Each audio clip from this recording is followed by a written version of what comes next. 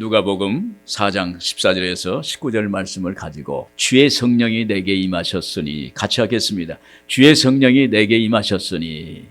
이삭 토스트 김하경 대표라는 분이 있습니다. 이분이 하나님께 기도하기를, 하나님, 저는 할 줄 아는 것이 없어요. 음식 할 수 있는 요리 자격증도 없습니다. 하나님, 뭘 할까요?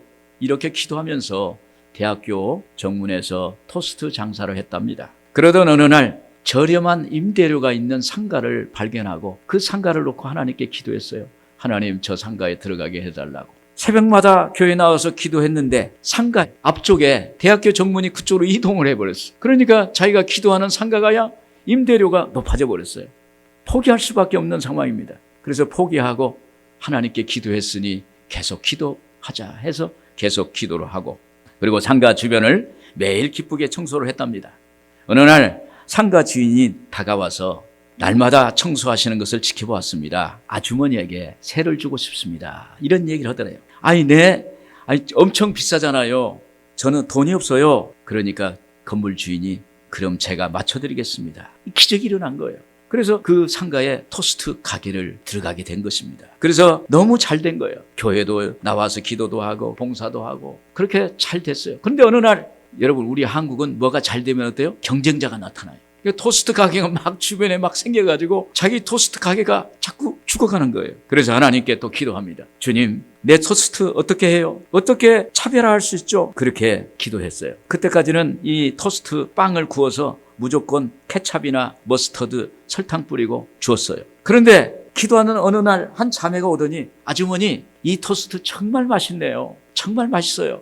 그런데요, 여기다가 머스터드나 여기에 케찹보다는 소스를 바르면 너무 좋겠다고. 소스라는 소리가 김하경 대표에게 딱 가슴에 꽂혔어요. 토스트에다가 우리나라 최초로 그 소스를 발랐어요. 그랬더니 그것이 대박이 났어요. 하나님의 기적이에요. 이건 성령의 역사예요. 기도하니까 성령의 역사예요. 대박이 났고 이삭 토스트 체인점이 생기게 된 것입니다. 여러분, 우리가 하나님의 마음에 맞는 기도를 하면 성령의 역사가 나타나요. 언제 어디서나 우리가 하나님께 기도하면 성령의 역사가 일어나게 되는 것입니다. 오늘 본문은 예수님께서 요단강에서 침례와 성령을 받으시고 광야에서 시험을 받으신 후 나사렛 동네에 와서 전하신 말씀입니다. 이사야서 61장 1절에 2절입니다. 주 야훼의 영이 내게 내리셨으니 이는 야훼께서 내게 기름을 부으사 가난한 자에게 아름다운 소식을 전하게 하려 하심이라. 나를 보내사 마음이 상한 자를 고치며 포로된 자에게 자유를, 갇힌 자에게 노임을 선포하며 야훼의 은혜의 해와 우리 하나님의 보복의 날을 선포하여 모든 슬픈 자를 위로하되. 이 말씀을 전하셨어요. 여러분, 주의 성령이 우리에게, 내게 임하시면 우리에게 어떤 일이 일어날까요? 먼저 보면 주의 성령이 임하시면 성령의 능력이 옷처럼 입혀집니다. 14절 표준 성경을 보면 예수께서 성령의 능력을 입고 갈릴리로 돌아오셨다. 예수의 소문이 사방의 온 지역에 두루 퍼졌다. 예수께서 공생에 시작하실 때 성령의 능력을 옷 입고 나가서 사역을 하셨습니다. 갈릴리에 가셔도 성령의 능력을 옷 입고 가셨습니다. 여기에 나사렛 동네에 와서도 성령의 옷을 입고 오셨어요. 이렇게 예수님이 성령의 능력으로 사역하신 것은 이미 요단강에서 성령을 받았기 때문인 것입니다. 1절에 보시면 예수께서 성령의 충만함을 입어 요단강에서 돌아오사 광야에서 40일 동안 성령에 이끌리시며 그랬습니다. 예수님이 요단강에서 세례 요한으로부터 침례를 받았어요. 침례 받으실 때 하늘 위에서 소리가 났습니다. 하늘 위에서 하늘이 열리고 비둘기 같은 성령이 예수님께 임했습니다. 그러면서 소리가 나기를, 이는 내 사랑하는 아들이요 내 기뻐하는 자라. 마태복음 3장 17절에 그랬습니다. 하늘로부터 소리가 있어 말씀하시되 이는 내 사랑하는 아들이요 내 기뻐하는 자니라. 이 음성은 예수님이 하나님의 아들이신데 이 세상을 구원하시려고 보내심을 받았다는 것을 증거하는 거예요. 그러므로 여기서 성령의 역사는 예수님이 무엇을 하기보다는 하나님으로부터 보내심을 받은 목적과 목표를 알게 하신 것입니다. 사명을 주신 것입니다. 이렇게 요단강에서 예수님은 성령의 충만함을 받으신 후 또 성령에 이끌려 광야에서 시험을 받으십니다. 마태복음 4장 1절에 그랬죠? 그때 예수께서 성령에 이끌려 마귀에게 시험을 받으러 광야로 가사. 이처럼 예수님께서 성령의 능력을 받고 40일 밤낮으로 금식하면서 성령으로 마귀의 시험을 이겼다고 그랬어요. 이기고 갈릴리에 가셔서 사역을 하시니 그 소문이 온 지역에 퍼졌다. 그렇게 말씀하고 있습니다. 14절에 예수께서 성령의 능력으로 갈릴리에 돌아가시니 그 소문이 사방에 퍼졌고, 그리고 또 나사렛에 오셨어요. 16절에 예수께서 그 자라신 곳 나사렛에 이르사 안식일에 늘 하신 대로 회당에 들어가사 성령을 읽으시려고 서심해. 이때도 예수님은 성령의 능력을 덧입고 회당에서 말씀을 전하는 사역을 하셨습니다. 예수님께서는 그 자기의 공생의 전체를 성령 충만함을 입고 사역을 하셨어요. 여러분, 성령은 하나님의 영입니다. 예수님이 하나님의 영을, 아버지의 영을 입고 비로소 그의 사역을 하시는 거예요. 이 성령을 입지 않고는 사역을 하지 않았습니다. 예전에 우리 조영규 목사님이 교역자 기도회에서 이런 말씀하셨습니다. 기도에서 성령 충만하지 않으면 교구에 나가지 말아라. 사역을 하지 말아라. 성령 충만하지 못하면 차라리 나가지 말아라. 이런 말씀하셨어요. 성령을 하지 않으면 문제만 생긴다는 거예요. 오늘 여러분, 하나님의 이런 성령 충만 받아야 돼요. 오늘 우리 하나님의 자녀입니다. 우리는 하나님의 형상입니다. 오늘 우리도 하나님의 영으로, 예수의 영으로 충만해서, 성령 충만해서 나가서 일을 하면 그 일이 내가 생각한 것보다도 30배, 60배, 100배, 1000배, 10,000배의 역사가 나타나는 거예요. 그래서 영혼구원 사역은 오직 성령의 능력으로 해야만 열매를 맺는다는 그 조 목사님의 말씀이 기억이 납니다. 그러므로 예수님도 성령을 받으셨는데 우리도 마땅히 받아야 하는 것입니다. 사도행전 2장에 보면 예수님의 제자들이 마가 요한의 다락방에 모였습니다. 예수님이 승천하셨기 때문에 이 땅에 예수님이 안 계시는 거예요. 그 공허함 속에서 그들이 주님을 붙잡는 것은 예수님께서 약속하신 말씀, 너는 예루살렘을 떠나지 말고 내게 들은 바 아버지 약속하신 기다리라. 요한은 물로 세례를 베풀었지만 너희는 성령으로 세례를 받으리라. 그 말씀을 붙잡고 열흘 동안 간절히 기도했습니다. 기도에 힘썼습니다. 매달렸습니다. 죽으면 죽으리라 하고 기도했습니다. 그러자 오순절날 아침에 그들에게 바람 같은 성령, 불 같은 성령이 임했습니다. 그리고 성령이 임하자 예수님의 십자가 부활의 생명이 맺고 구원의 확신이 오고 성령의 능력을 덧입는 놀라운 역사가 나타났어요.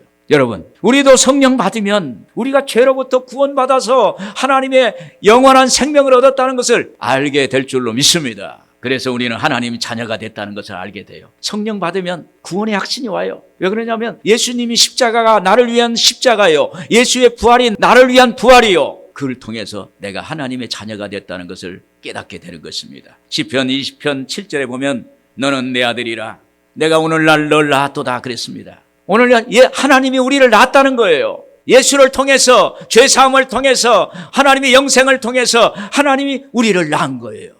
오늘 우리는 하나님의 자녀라는 사실을 믿기를 주의 이름으로 축원을 드립니다. 그리고 여러분, 또 성령 충만하면 영안이 열립니다. 그래서 하나님이 살아계시는구나, 내가 하나님의 자녀는구나, 내게 성령의 능력이 임했구나라는 것을 알게 돼요. 오늘 여러분들에게 영안이 열려지길 바랍니다. 영안이 열려지면 세상의 사람들이 보지 못하는 것을 보게 되는 놀라운 신비한 역사가 있게 되는 것입니다. 그리고 우리가 성령 받기 전에는 나를 위해 살았습니다. 그런데 성령 받은 후에는 나를 위해 십자가에 죽으신 그 예수님의 그 사랑을 알고 예수를 위해서, 예수님이 원하시는 영혼 구원을 위해서, 또 하나님의 영광을 위해서 살아간 것입니다. 여러분, 성령 받으면 이전에 내가 새로운 예수 안에 있는 나로 변화되는 거예요.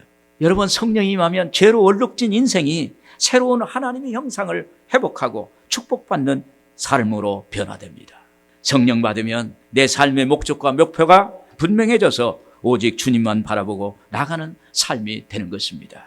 또한 성령이 임하시면 가난한 자에게 복음을 전파합니다. 18절 표준성경에 보면 주의 영이 내리게 내리셨다. 주께서 내게 기름을 부으셔서 가난한 사람들에게 기쁜 소식을 전하게 하셨다. 여러분, 예수님께서 고향 나사렛 동네 회당에 들어가셔서 성경을 낭독하시고 선포하신 말씀은 인간이 죄와 죽음의 고통으로 인해서 고난당하는 자를 해방시킨다는 아름다운 소식입니다. 이 내용은 예수님 자신이 이 땅에서 전파해야 할 구원의 기쁜 소식을 말하는 것입니다. 주님은 공생의 기간 동안에 죄인을 고치시면서도 구원의 은혜를 전하셨어요. 소자야 안심하라, 내 죄사함을 받았느니라, 내가 구원받았느니라, 이렇게 구원의 복음을 전하셨어요. 그래서 복음은 예수님께서 우리에게 하나님의 값없는 용서와 자비와 축복의 소식을 전하는 것입니다. 여기 예수님은 가난한 자에게 복음을 전하려고 오셨다고 말씀하십니다. 가난한 자는 물질적인 가난한 것도 가난이지만은 넓은 의미로 보면 마음이 가난한 자를 말하는 거예요. 이사야서 62장 1절에 보면 가난한 자에게 아름다운 소식을 전하게 하려 하심이라. 이어서 나를 보내사 마음이 상한 자를 고치며. 이사야 선지자는 메시아의 복음 전파 사명을 그냥 물질적인 것이 아니라 영적인 가난, 마음의 가난을 말하고 있어요. 오늘 우리에게 마음이, 심령이 가난한 자, 심령이 상처받은 사람, 심령이 아픈 사람, 그걸 하나님이 보시는 거예요. 그걸 치료하십니다. 우리가 물질적으로 부유한 것도 우리 주님이 채워주시는 역사를 행하시는 것입니다. 여러분, 가난이라는 것은 있어야 할 것이 없는 것을 말합니다. 즉 영적으로, 심적으로 있어야 할 것이 없고 환경적으로 하나님께서 만물을 창조하시고 우리에게 부어주셨는데도 불구하고 없기 때문에 가난한 것입니다. 가난한 마음과 환경 속에 성령께서 임하시는 이유는 오늘 우리에게 기쁜 소식, 복음을 전하려고 하신 것입니다. 그러므로 하나님의 성령께서는 우리 주 예수 그리스도의 복음을 우리에게 전파하고 예수님을 구주로 믿음으로 말미암아 성령의 역사를 통해서 우리의 영적인 공허와 혼돈에서 영생과 성령 충만함을 가져오게 하기 위해서인 것입니다. 그리고 내면에 그리스도의 복음으로 말미암아 의와 평강과 희락과 믿음과 소망과 사랑으로 넘치길 원하는 것입니다. 또 복음이 우리 안에 있는 내면의 가시와 엉겅퀴를 제거해 줍니다. 무엇을 먹을까, 무엇을 입을까 염려하지도 않도록 하십니다. 하나님께서는 모든 일에 항상 모든 것이 넘치게 하셔서, 착한 일에 넘치게 하셔서 놀라운 기적 같은 일을 베풀어 주십니다. 여러분, 하나님의 복음을 들으면 우리의 생각이 변화돼요. 우리 마음이 변화돼요. 말씀이 영이요 능력이고 치료이기 때문에 말씀을 들으면 몸도 고쳐지고 우리의 생활도 고쳐지고 모든 것이 치료하는 역사가 나타나게 될 줄로 믿습니다. 또한 마음이 가난하다는 것은 사람이 혼자서 아무것도 할 수 없다는 것입니다. 이처럼 영적으로 육적으로 가난해야 우리가 복음을 받을 수가 있어요. 저는 대학을 재수를 많이 했어요. 군대 가기 전에 치료 수술을 해가지고 몸이 불편했어요. 그런데 재수를 많이 했기 때문에 군대를 가야 했어요. 그런데 군대 생활이 어려웠어요. 그런데 또 설상가상으로 저희 가정에 있는 사업이 부도가 나서 망하는 수준이었어요. 앞을 봐도 어렵고 뒤를 봐도 어렵고 어디 의지할 데가 없는 그런 상황. 영적으로 육적으로 완전히 가난했습니다. 그런데 제가 군대 막사에서 요즘 100세 건강, 100세 인생 김영석 교수님의 책을 제가 읽었어요. 근데 김영석 교수님의 책을 읽는 가운데 그 책 속에 주기도문을 읽게 됐어요. 거기 하나님의 복음이 들었어요. 제가 가난한 그런 상황에서 주기도문이라는 하나님의 복음을 받아들이게 된 거예요. 제가 그 자리에서 무릎을 꿇고 예수님을 나의 구주로 영접하고 그리고 예수를 믿게 되는 그 놀라운 일이 있었습니다. 마음에 가난할 때, 영육간의 가난함이 우리가 깨닫게 되고 알게 됐을 때, 그때 하나님의 복음이 들어가게 되는 거예요. 사랑하는 여러분, 내가 스스로 가난한 가운데 처했을 때 하나님의 부요를 받을 수가 있습니다. 내가 가장 약하다고 생각할 때 내가 가장 강할 수가 있습니다. 내가 아무것도 할 수 없을 때 하나님이 함께 하세요. 그러므로 우리 인생의 끝은 하나님의 시작입니다. 여러분, 복음이 우리 안에 들어가면 우리의 생각이 달라지고 꿈이 달라집니다. 믿음이 생깁니다. 말이 창조적이고 긍정적이고 적극적이고 능동적으로 변화됩니다. 그래서 내면의 변화가 외적인 삶의 변화를 가져오는 거예요. 오늘 여러분, 복음이 여러분의 안에 들어가셔서 내면의 변화가 외적인 삶의 변화로 다가오는 이러한 역사가 있기를 주의 이름으로 축원을 드립니다. 끝으로 성령이 임하시면 성령의 능력으로 치유하십니다. 18절 표준 성경 보면 주께서 나를 보내셔서 포로된 사람들에게 자유를, 눈먼 사람들에게 다시 보게 함을 선포하며 억눌린 사람들을 풀어주고 그랬습니다. 성령은 우리를 자유케 하는 영입니다. 언수악한 마귀는 사람을 도적질하고 쥐고 멸망시키고 우리를 포로로 만들지만 하나님의 영 예수님이 오면 우리를 결박에서 풀게 하시고 자유케 하는 역사를 행하세요. 예수님께서 사역을 시작할 때 먼저 영적으로 포로된 자를 풀어주셨어요. 예수님께서 내가 나를 믿느냐? 주여 믿습니다. 내 믿음대로 될지어다. 이때 죽은 나사로가 살아났어요. 이때 중풍병자가 일어났습니다. 이때 안진뱅이가 일어났습니다. 혈루병이 고침을 받았습니다. 오늘날 세상에는 귀신에 포로된 사람들이 많습니다. 더러운 귀신들이 우리의 생각과 말과 그리고 우리의 삶에 더러움을 갖다가 주어요. 거짓말하고 남을 욕하게 하고 그런 일이 많아요. 이건 귀신이 장난이에요. 그런데 신기하게도 그 사람들이 아무리 그 더러움과 그 거짓과 욕에서 벗어나려고 해도 벗어날 수가 없어요. 왜 그런가요? 영적으로 묶였기 때문에. 오늘 여러분, 묶인 건 성령으로 자유케 하시는 줄로 믿습니다. 또 하나 악한 마귀는 우리의 마음을 도적질하고 분열시키고 고통을 줍니다. 마귀는 우리에게 다가와서 부부관계를 이간하고 부자지간의 관계를 이간하고 가정을 파괴하고 형제자매를 분열하게 하는 것입니다.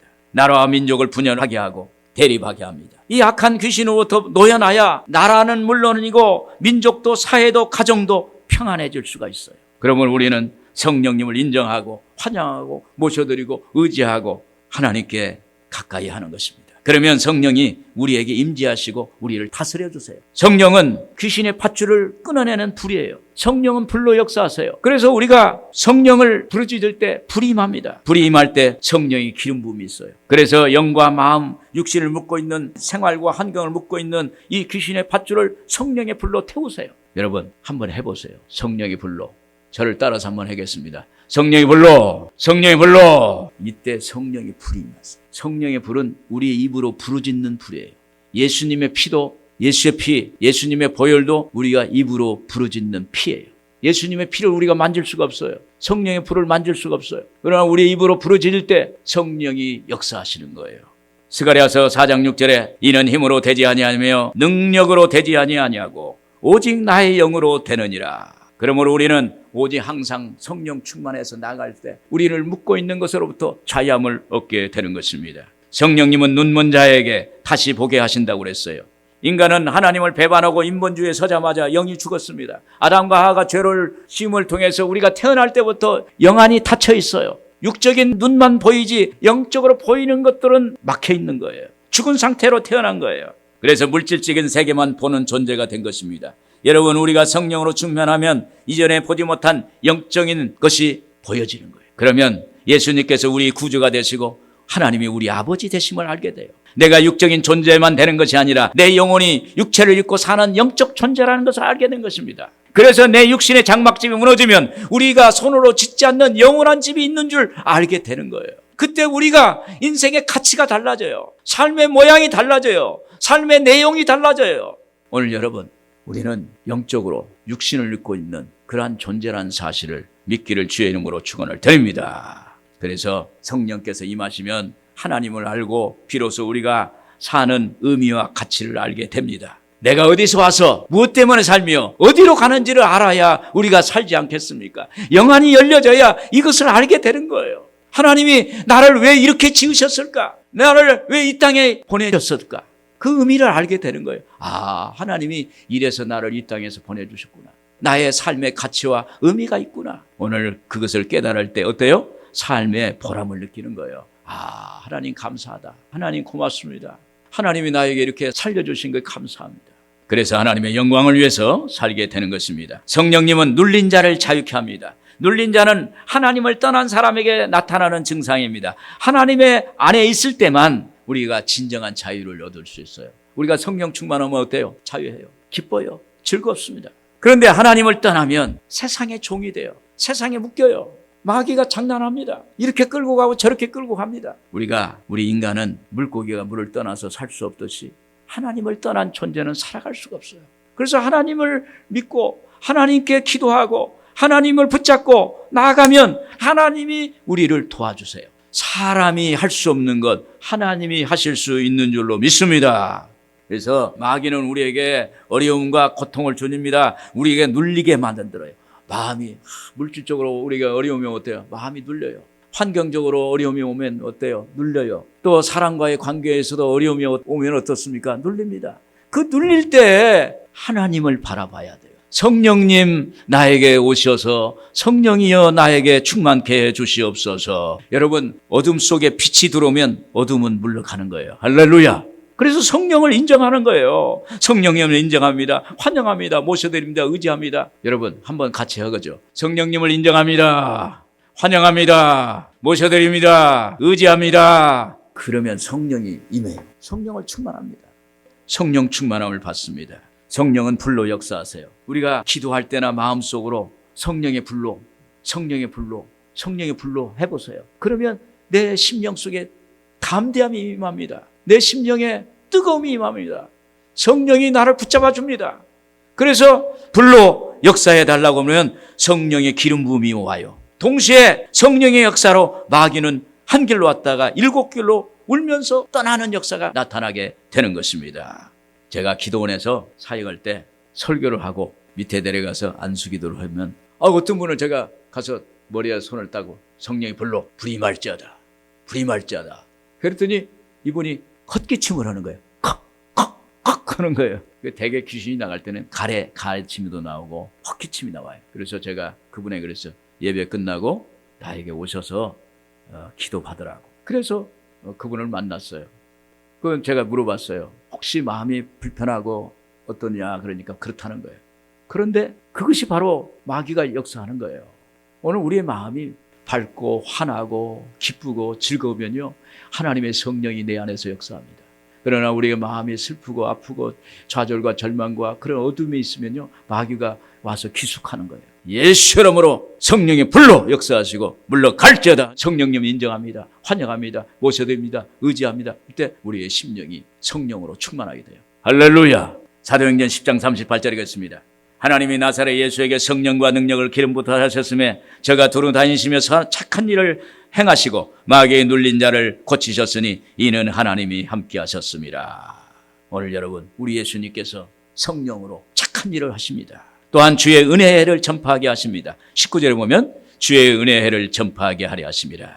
여기서 은혜라는 말은 구약시대에 안식년을 7번, 7년에 7번, 77에 49, 50년이 되는 해를 희년이라고 합니다. 그 희년은 주인은 종들을 조건 없이 놓아주어서 자유인이 되고 빚을 탕감해주고 땅을 안식년을 갖게 하는 것입니다. 그래서 메시아이신 예수님이 이 땅에 오심으로 이런 치유와 자유를 선포하는 것은 희년이라고 합니다. 희년이 왔을 때, 예수님이 오셨을 때 희망의 새로운 시대가 시작되었다는 것입니다.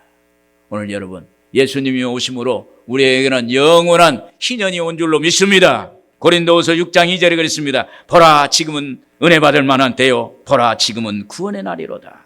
결론적으로 여러분, 성령이 오시면 예수님을 알게 됩니다. 성령이 오시면 내가 누구인지를 알게 돼요. 그래서 구원의 확신을 받습니다. 성령이 오시면 우리에게 능력을 주세요.